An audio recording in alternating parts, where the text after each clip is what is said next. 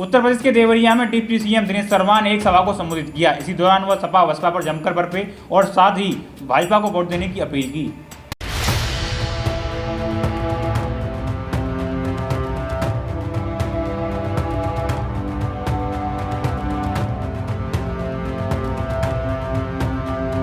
उत्तर प्रदेश के deputy CM Dinesh Sharma आज देवरिया चुनावी जनसभा को संबोधित करने पहुंचे, जहां उन्होंने सपा और बसपा पर हमला बोला। उन्होंने कहा कि मायावती ने कुछ वर्ष पहले समाजवादी पार्टी से हाथ मिलाया था और हाथ डालकर भाजपा को हराने के लिए समझौता भी किया था, लेकिन अब वो समाजवादी पार्टी को अपराधियों की पार्टी, धोखेबाज की पार्टी कह रही है, पार्टी अध्यक्ष को धोखेबाज कह रही है। वहीं यह भी कह रही है कि उनकी हत्या समाजवादी पार्टी करना चाहती थी।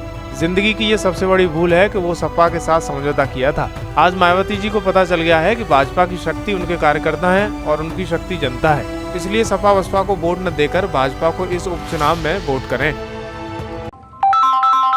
बहन मायावती जी का बयान आ रहा था और बयान बड़े जोरों में आ रहा था और कह रही थी समाजवादी पार्टी के अध्यक्ष धोखेबाज है, समाजवादी पार्टी अपराधियों की पार्टी है, समाजवादी पार्टी धोखेबाज पार्टी है।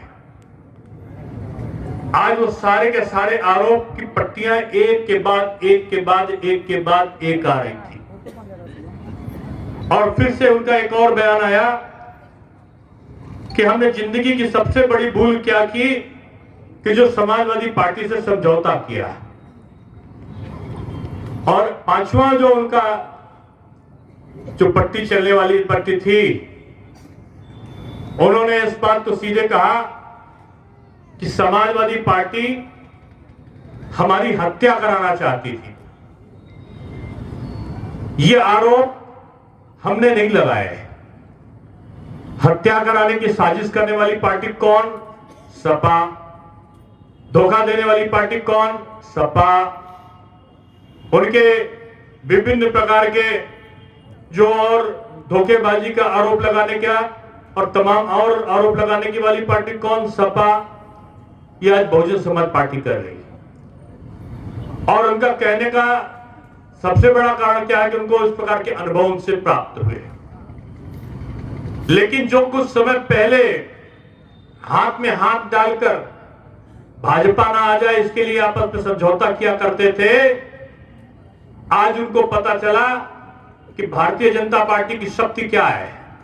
भारतीय जनता पार्टी की शक्ति है उसका कार्यकर्ता, भारतीय जनता पार्टी की शक्ति है यहाँ की जनता, और जनता के आधार पर भारतीय जनता पार्टी निष्पक्षता की राजनीति किया करती है।